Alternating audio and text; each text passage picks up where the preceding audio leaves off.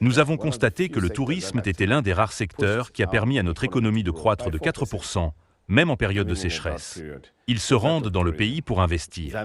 La Zambie est un pays où l'on se rend pour visiter. Nous avons également pris la décision délibérée de supprimer l'obligation de visa, en particulier pour les ressortissants chinois. En 2024, le nombre de Chinois ayant visité la Zambie s'est élevé à 29 000. Compte tenu de l'augmentation importante du nombre de touristes étrangers en Zambie en 2024 à 58%, quels résultats concrets ont été obtenus en matière d'attraction des touristes chinois et de renforcement des échanges touristiques entre la Chine et la Zambie? En ce qui concerne le tourisme, nous avons vu un certain nombre d'hôtels, de restaurants et de maisons d'hôtes d'origine chinoise fleurir en Zambie. Cela montre en soi que la Zambie est ouverte aux affaires. Et comme vous le savez sans doute, tout pays connu devrait être en mesure d'offrir un lieu d'accueil sûr à ses ressortissants.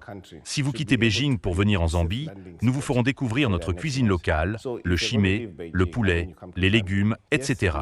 Mais à un moment donné, vous aurez probablement envie de la cuisine de votre pays, qu'il s'agisse par exemple de raviolis chinois, de nouilles ou de tofu.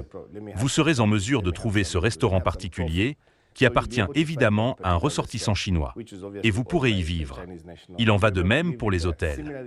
Nous voulons encourager davantage de Chinois à venir en Zambie et à y investir.